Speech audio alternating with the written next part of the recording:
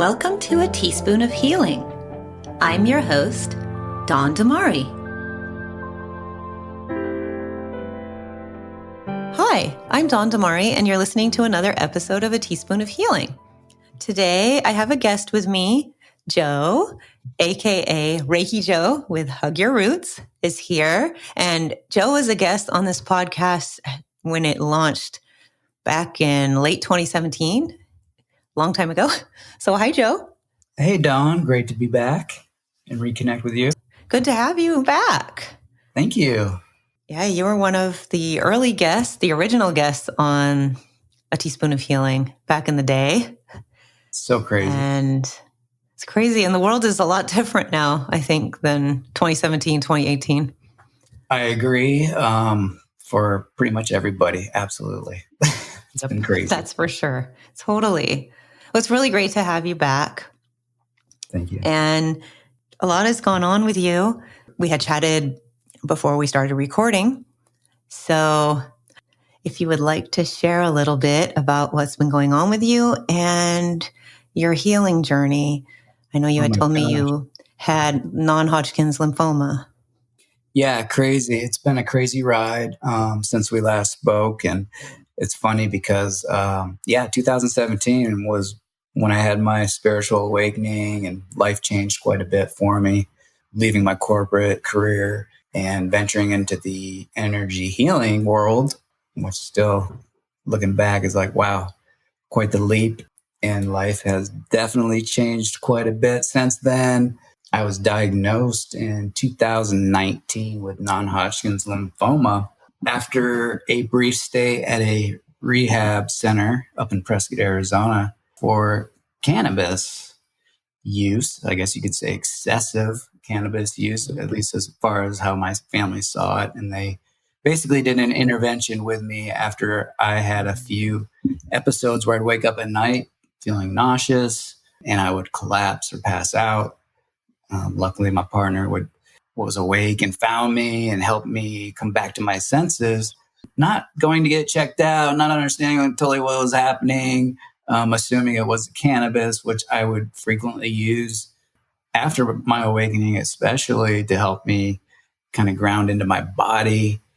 I guess some people say that like they use drugs or alcohol to numb, and it definitely would calm me down so I wouldn't feel so much around me. After my awakening, it was like my energy was through the roof and I was super sensitive to the energy in and around me, people, places, things. It was really overwhelming, not understanding how I needed to protect my energy. I would push through. I was trying to get my business going nonstop, not taking care of myself the way I needed to. My family felt it was the cannabis that was causing me to be sick and collapse in the evening, and that I needed help, basically. And I appreciate them. Of course, I love them so much. Because after one night I had an episode, I wasn't coming back to my senses quite so fast. And the ambulance came and got me, took me to the hospital. And basically an intervention took place with my mom and my now ex-wife to get me the help I needed. I was a little reluctant, but I agreed to go. And I said, I may need this cannabis or this medicine to help me get through whatever it is I'm dealing with. So I kind of had a sense like something wasn't right with me, and that the medicine, as I saw it or know it to be, would help me get through what I needed to do. So I went up to the rehab center in Prescott, which is like the capital of rehabs, apparently, per capita. I guess they have like the most rehabs. And if you're ever up in Prescott, it's beautiful, pine mountains, and a lot of white vans from all the places up there. So if you're in Prescott, you see a white van with a bunch of people, wave to them and give them some love because they're going through whatever they're going through. And even though I did not want to be away from my family, I thought, oh, maybe this will be like a little 2-week thing in the valley, maybe Scottsdale. But they chose this place up in Prescott because I love the outdoors, and this place had the outdoors and all the activities I like to do. Got it up there, quite a crazy experience. They take your phone. I had limited access to connecting with my family, my children. Wow. They take everything from me. You know, you don't even have a wallet, and Yeah, it's crazy. But I met some amazing people all on their journeys. Part of it was they needed me to do a TB test. And I was like, no, I'm not, I don't need to do all that stuff, however they do that. But I was just like, no, I'm like holistic guy now. I'm not doing Western, blah, blah, blah, you know? And they're like, well, if you don't, we can also do a chest x-ray to let you pass through or whatever, however they need to, the diagnostics they were using. And I reluctantly agreed to that too. And that's when they discovered that I had a tumor in my chest. So around day 28 of the 45 days, I decided I needed to go home and take care of this. They wanted to take over my care, which I don't know, it didn't feel right. Rehab's quite an interesting place. I really believe you have to want to be better to get better. And not everybody was there for that purpose. Some people I see. were there through court orders. Anyways, I told them I needed to go home and take care of my health and be with my family. Even my mom, who was part of this, getting me up there, didn't really want me to come back. She wanted me to close it out. And I was like, I just can't do it anymore. I have to go home and get better. So I did go home. And like a few days later, I had another episode where I collapsed in the middle of the night. And so you had known there was already a tumor in your chest? Yeah. From the x-ray, but they hadn't diagnosed you yet. Exactly. Yeah. Okay. So you were still at the rehab, and it could have possibly been progressing. Mm-hmm. So you had not been diagnosed. Okay. Correct. So that must have been extremely stressful. Yeah, it kind of was. And I was like, oh, this is not good. I hope it's something different, even though I knew it's just not a good situation to find out or be in. Right. And, so I went home and again, I had that episode, like I said. So I ended up back in a hospital. And again, I hadn't consumed cannabis at that point for like 5 weeks. So I knew it wasn't that. I was, in the hospital. They're doing a ton of tests and everything you can think of, trying to figure out what this was and asking me if I was a smoker and all these things. They seemed kind of puzzled, which was kind of funny as I look back. And why that was, but it didn't seem like they were on that track until Halloween 2019. They came in and said, oh, the oncologist will be here in the morning. And I was like, oh, and that's when I knew it was, gosh. I hadn't been told it was cancer, but I was like, oh, that's not a good thing. And that was pretty hard because I had to miss Halloween with my children and not see them get dressed up and go out with them, which was, that hurt really bad. My mom was there. I said, I'm just going from one nightmare to the next from this rehab where I felt I shouldn't have been all along, even though, I got a lot out of it. I'm very grateful for the therapists that they provide because you do learn about yourself. Oh, so you did have therapy when you were at rehab. Yeah. And so you thought that was pretty useful. With a therapist, which was, I love that. That's what I like to do. I like to get in there and I do it a lot with clients. And this time, it was them doing it with me. So it's kind of, that's my jam. I love that. I love getting to the root, so to speak, and figuring out what's going on. I had heard that there was therapy and rehab, but I hadn't really heard. I thought it was mostly geared towards, recovery, but no, that's really interesting. But anyways, so you had found out. But yeah, so you were going to meet with the oncologist and you weren't aware yet of your diagnosis, but you knew. Yeah, I wasn't aware. That you had the cancer. The treatment plan was 5 days in the hospital of chemo straight. And then I'd go home for 2.5 weeks and go back again. I did that 6 times, 6 rounds of 5 days. So you're looking at 30 calendar days of getting that stuff dripped into my body.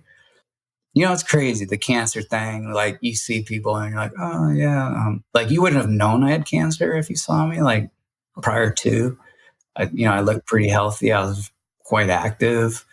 And, but man, when they put the drugs in the body, that's when like the hair falls out, your body changes because they're putting all these fluids in you. I'd come home from treatment and I would have like almost like a tire around my waist of the fluid that they would, the constant IV, the drugs.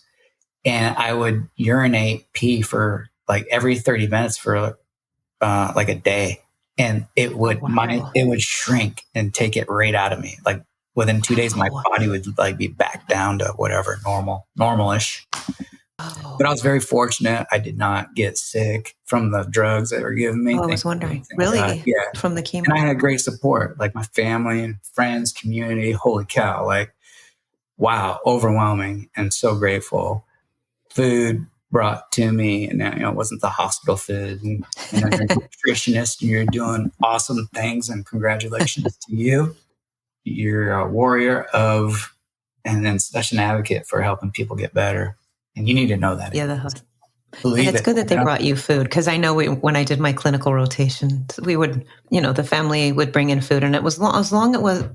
Sometimes there would be a diabetic, and the family, they can't bring in sweets, stuff like this. Okay. Yeah, as long as it was okay with their diet, and mainly if it was a choking hazard, that was the main thing. If some patients were on they had swallowing issues, but that's good that they brought in food for you. Yeah, so grateful. My mom would bring me lunch. Thank you, Mom.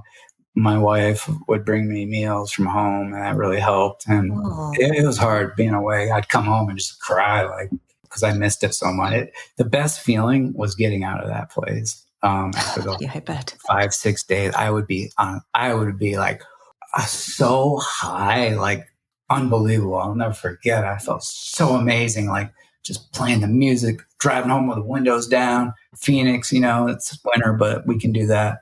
I'd get home and just cry because I was like so happy to be home and out of that place. Hospitals are not fun. No, they're not. It's the energy sucks. That's all I can say. And I try to keep it light. Again, family would decorate my room. I have crystals there. I'd have what do you call it? The oil dispenser going. People would come see me. I was so grateful. And the staff there, the nurses were amazing. I got to give them credit. That my mom was a nurse for 40 years, so I have a great appreciation for what they do. That's what gets you better.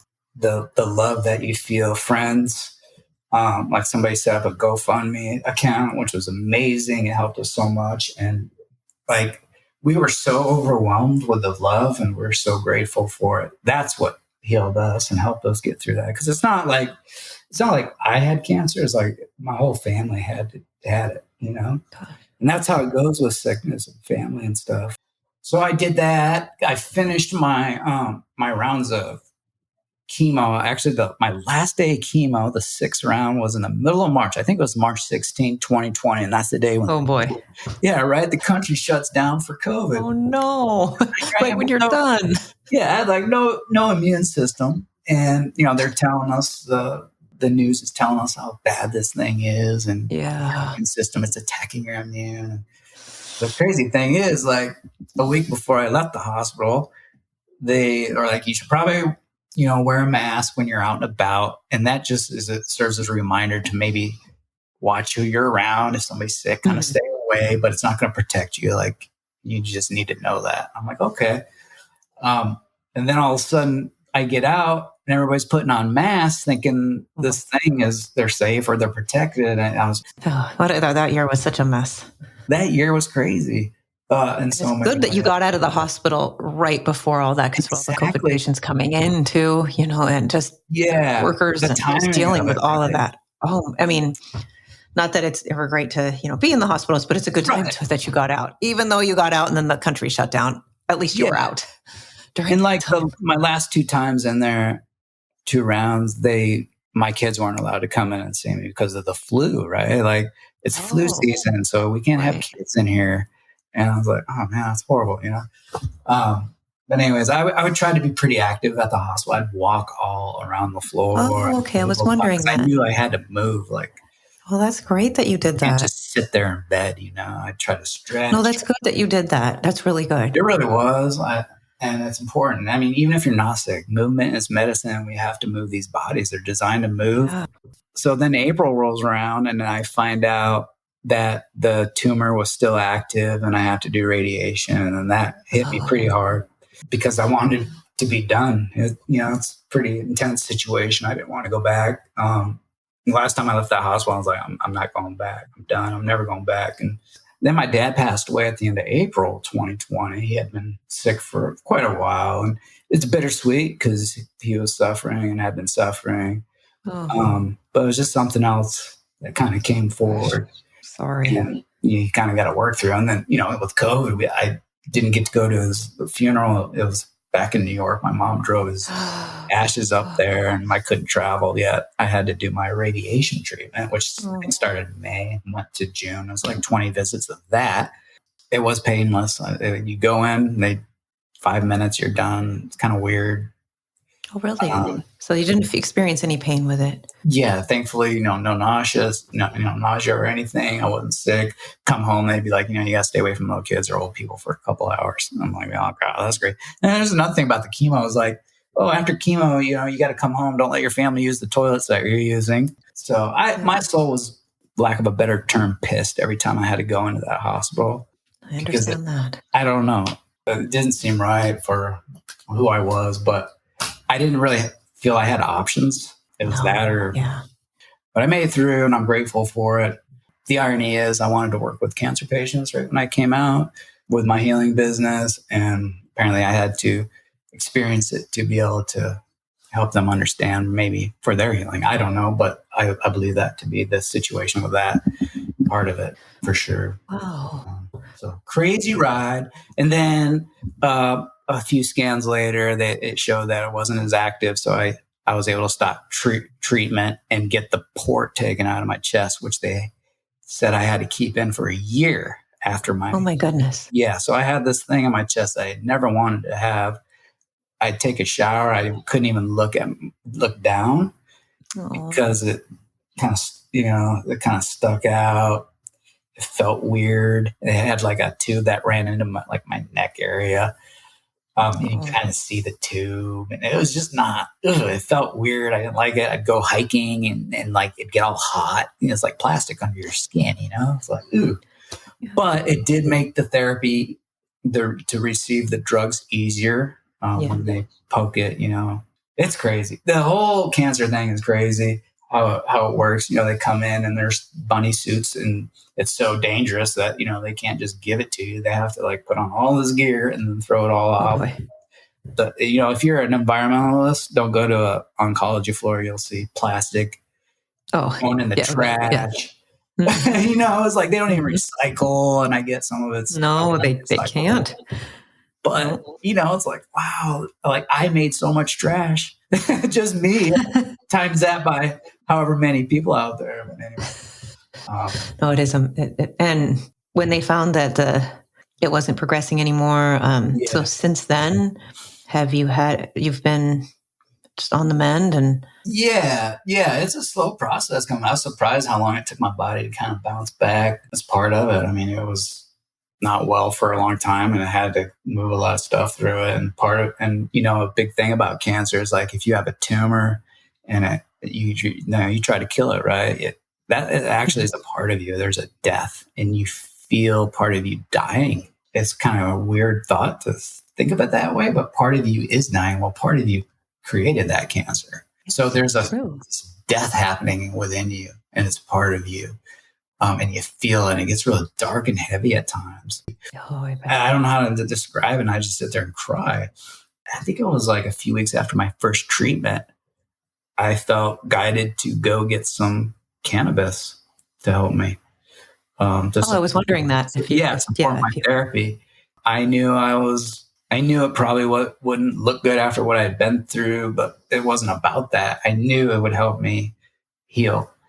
And so I went to a dispensary that I used to go to, and they knew me because I did work in the industry. And they also did a fundraiser for my family, which I'm super grateful. The cannabis community, I did a lot of energy work in the cannabis community in Phoenix, and they stepped up for my family, and did fundraisers. They did this thing called Joints for Joe. It's just really? That's crazy. I like that. It was kind of cool. And they, presented us with the funds and everything. And I'd go in and they would give me medicine. I got home, I consumed some, and I found myself dancing in the kitchen. And I felt I could literally feel my vibration increase. And I was so grateful for that, because the drugs really drive your vibration down, right? It's heavy. Yeah, it is heavy. The pharmaceuticals are a heavy energy. There's a lot behind that. You can think of it what you want, but you feel it, especially when you're super sensitive to energy. You feel it. I felt it. And to be able to consume plant medicine and feel my body literally like almost like jumping up for joy, like, thank you. Like, I felt good for the first time in a long time, feeling so much more optimistic about everything. And it helped me. I don't know what else to say. Like, super grateful for it. It helped me get through it. I also got Reiki, so I got to receive, and it was hard for me. Oh, that's wonderful. Yeah, to be like open and to be on the other end and receive the truth. Being strong isn't fighting off the emotions or the tears or how you're feeling. Being strong is feeling them, accepting them, and allowing them to move on. And I learned that through the whole experience as well. So true strength is being vulnerable, right? I like that. I liked how you were saying, but what you just said, you're right. It's true strength is being vulnerable, not just always powering through it. You hear about strength, like we should just power through things, but being vulnerable, feeling it, going through it. I just want to say, it's so inspirational. You're really a survivor. I mean, you really are. Survivors. It's true, but do you have any advice for anybody who might be listening who has been diagnosed either with non-Hodgkin's lymphoma or another type of cancer? You'll beat it. You're strong. Your body, all it wants to do is heal. You're powerful. You're more powerful than any dis-ease. You have the power. Your mindset, it does matter. And like I just said, if you feel stuff, feel it. Don't shove it aside. You're just going to repress it. You don't want that to get in the way of your healing. If you feel bad, feel bad. It's okay. Give yourself the grace, the compassion that you need, because a lot of the times we don't do that and we end up getting dis-ease, and it may express as a cancer or this or that, thyroid or whatever. Honor yourself. Be gentle with yourself. Love yourself. Open yourself to receive what people are doing. Somebody sent me something or said something during my treatment that said, when people offer help, allow it because it supports their spiritual growth. It helps their spirit grow.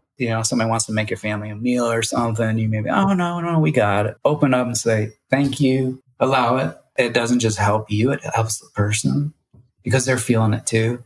Whether it's a friend, family, people want to help, and you can receive and be grateful for it. And that heals you. The love heals. Love heals. It's the highest frequency. The more that you can get in and on and around you, however that is, it's going to raise your vibration and allow that denser energy to leave the body so you can heal, right? So, yes. And everybody's journey is different and how they see it, but it isn't the end. And oftentimes it's the beginning. And it can be the beginning of a beautiful relationship with yourself. And obviously, I needed to experience that to learn more of how to love and receive. I'm super grateful for the experience. Not what I wanted, but apparently what I needed. And all I can hope to do is hold space for those going through, whether it's cancer, any tough situations, and show them that they have what it takes, or they have the tools to work through it or get through it, survive, so to speak. But we're all survivors. We're all pretty amazing if you think about it. We're all here doing this thing, this life thing.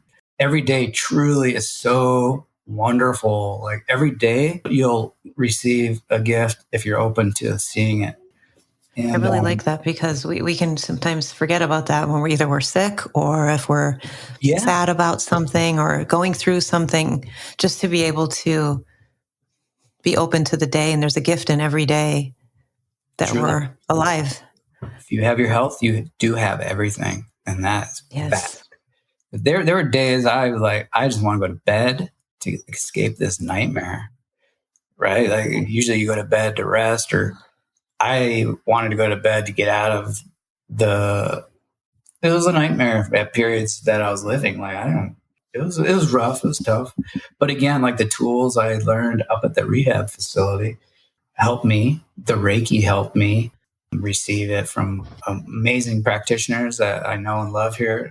There's amazing communities of healing probably in most places, but I know Phoenix has great healers, and I'm super grateful to know a lot of them. And gosh, like this was 4 years ago. How quickly time does pass, and we get back to this crazy life of like go go go. And I've had to learn to adjust my speed. That's true. To power through, like you said earlier. That mindset isn't good, I don't think, anymore. Like, it's outdated. I agree. It is outdated. It doesn't serve us. Yeah, look around us. It's go, go, go. We got these devices and cars. Even after the pandemic, like things were slowed down a little bit for most people, probably not healthcare workers and stuff, but for most people, things were slowed down. And now it's, it's back to, yeah. Even though it was tough, it was really tough. Yeah, exactly. We went on a little too long, but the whole 2-week thing. But now it's go, go, go. But we never really processed. I feel like collectively we haven't really processed it yet.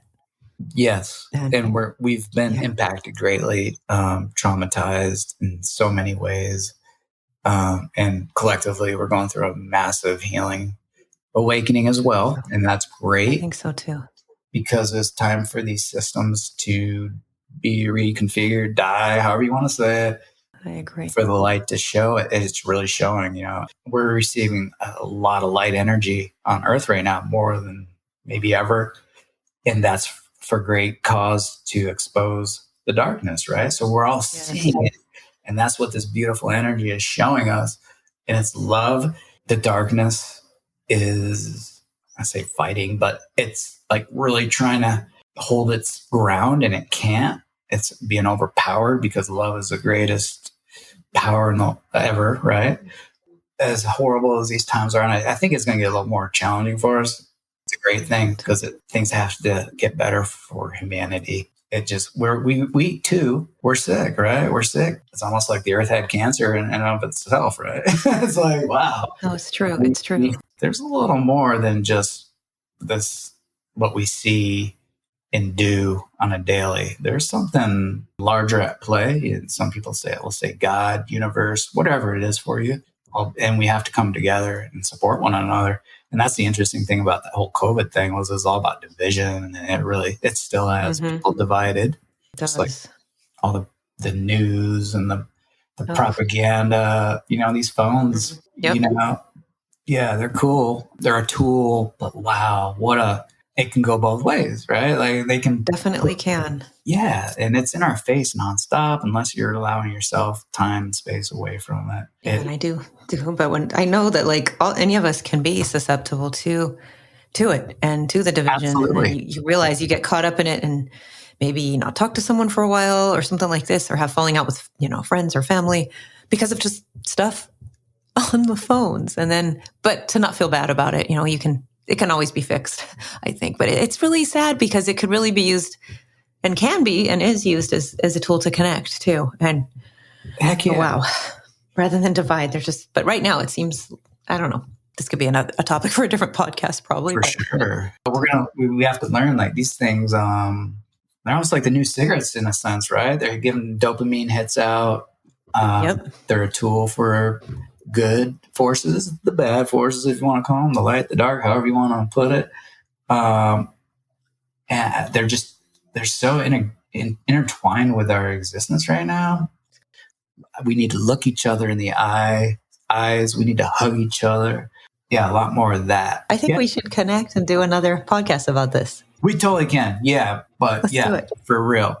But yeah, we need right now, collectively, I feel we're being called inward to work through our own little darkness or shadows and love it up so that we can love others, right? I really appreciate you coming on and sharing your story, and that's great. Your healing story was so amazing and inspirational, and I know it'll help people.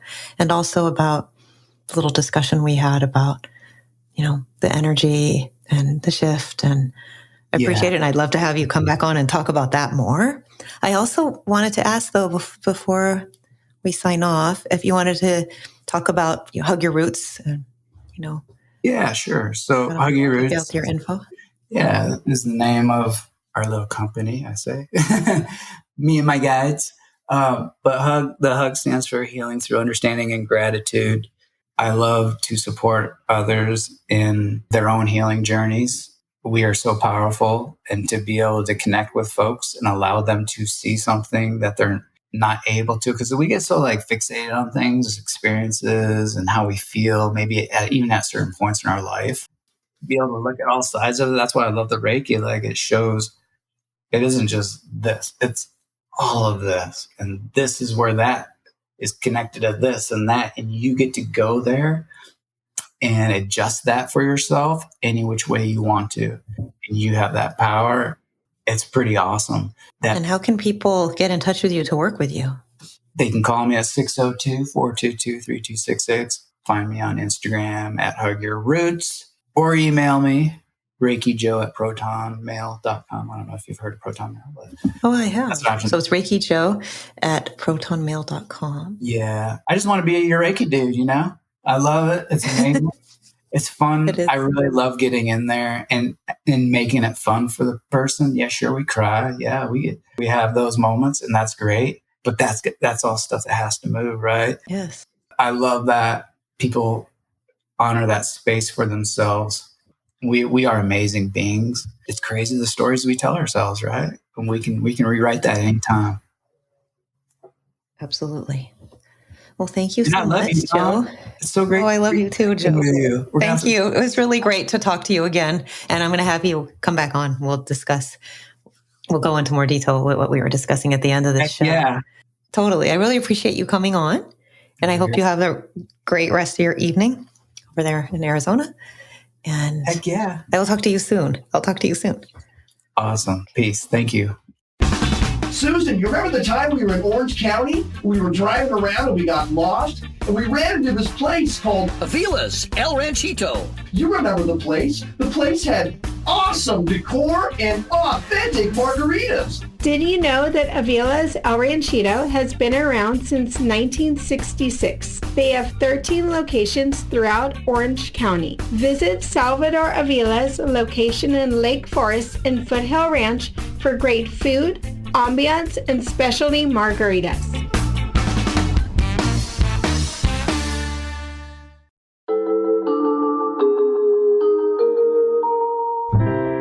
This podcast is for informational purposes only and does not constitute medical advice. Please consult a physician or other health professional before undertaking changes in lifestyle or wellness habits.